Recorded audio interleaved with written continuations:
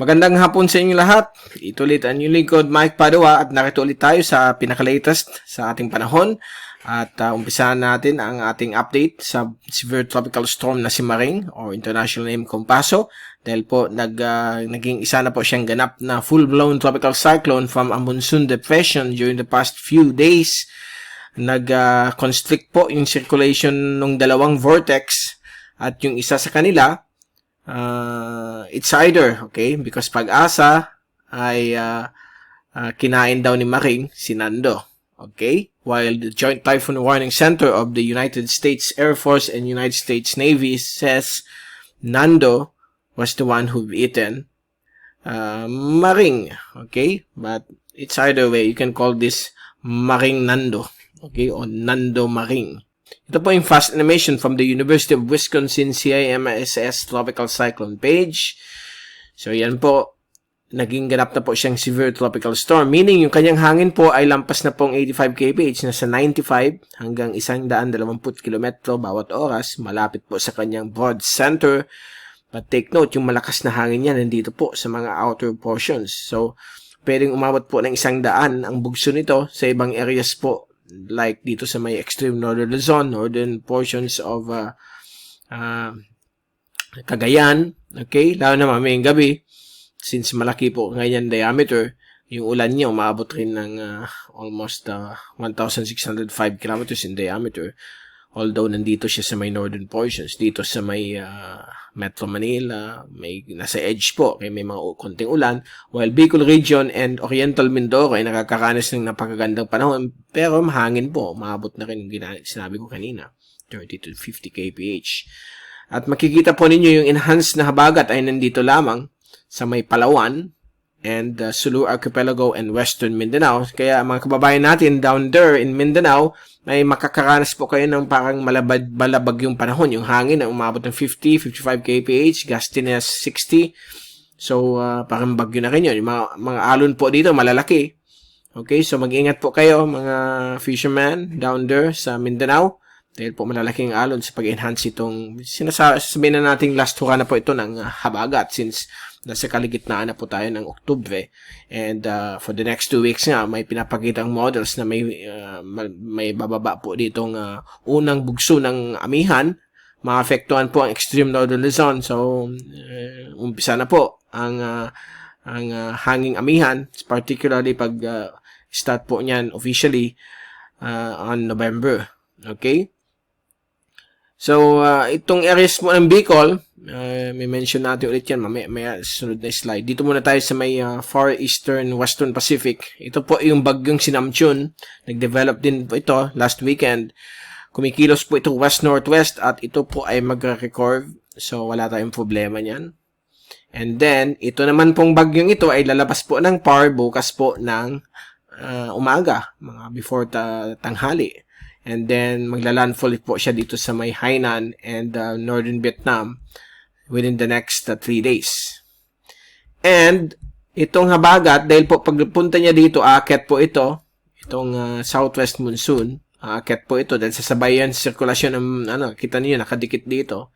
So, ito, pag nandito na dito, so aakyat yan. So, magkakaroon po tayo mga pag-ulan sa Kabikulan, western sections ng southern Tagalog provinces, including Metro Manila, Mindoro, lalong-lalo na, Western Visayas at Palawan, continuous pa rin dyan maulan dahil apektado kayo ng habagat. At huwag natin kalimutan mga kababayan natin sa Pag-asa Island, sa Kalayaan Island Group, apektado po kayo ng habagat. Okay? Last hura ng habagat, kung pwede natin sabihin na ganyan. So, yan po ang kalagayan ng the largest tropical cyclone I've seen for the past 5 years. Dahil po napakalaki siya. One of the largest siguro.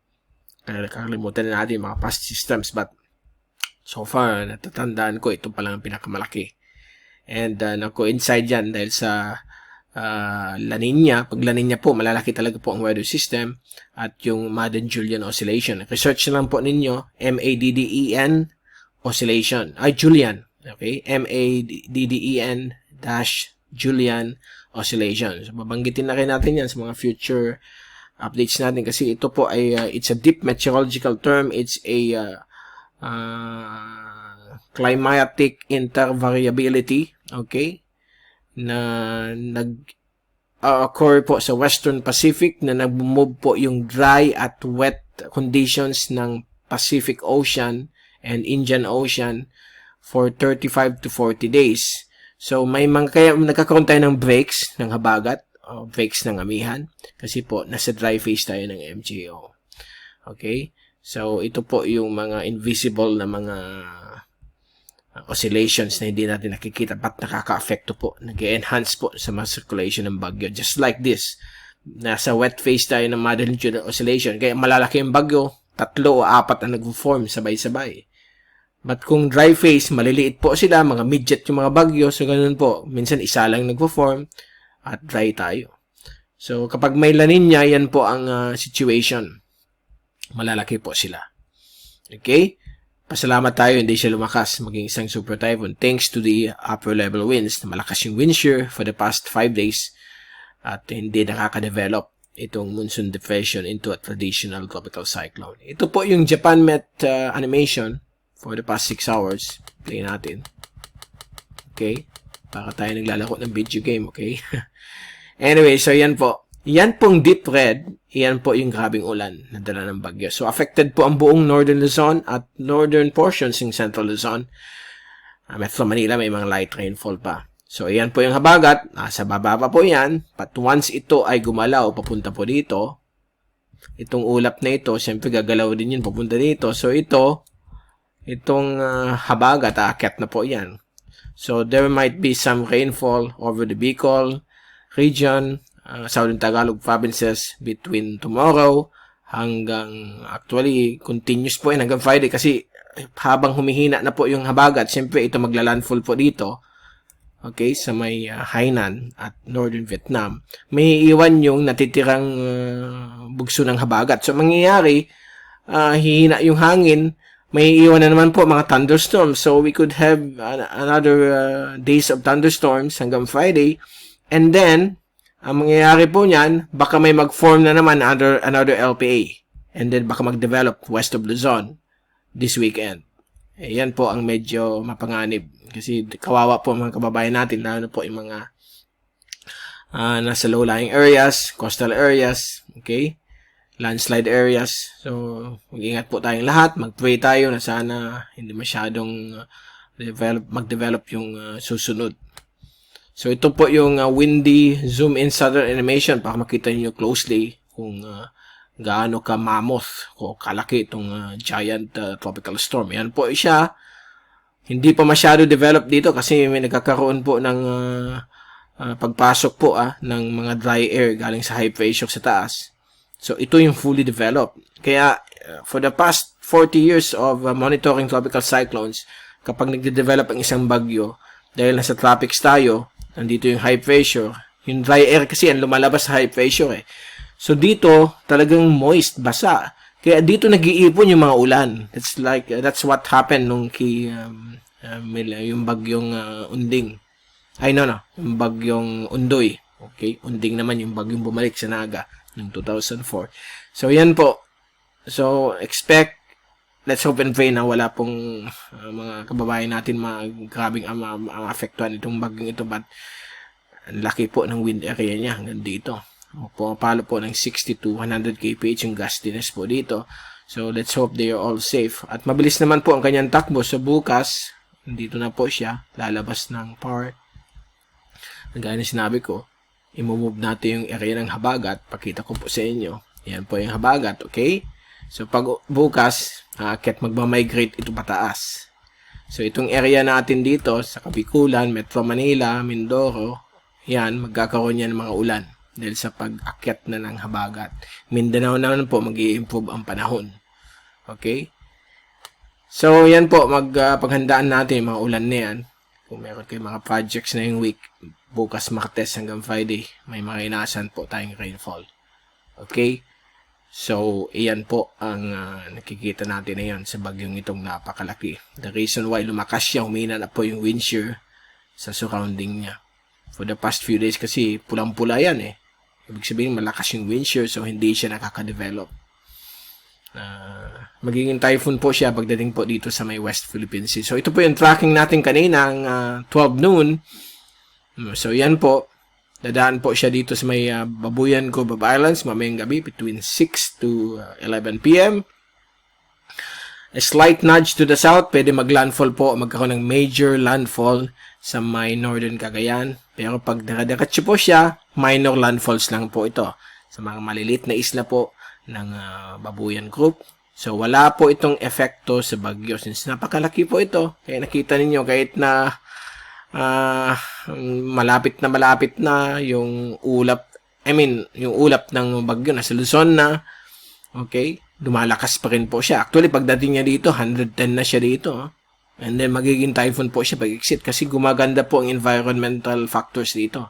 Yung atmospheric environment at mainit pa yung dagat. Lalo na yun, may climate change, napakainit po yung dagat. Ang bilis ng development. Kaya lang, sobrang laki niya. It takes time to develop. So, medyo, yun. Magkakaroon talaga mga malalakas na ulan dito at may hangin din po. Dito sa northern portions ng Central Luzon at buong Northern Luzon. So, let's hope and pray na okay silang lahat. At ngayon din po ang Taiwan affected po ng 55 kph na hangin dala ng bagyo kasi malawak nga po siya. Okay?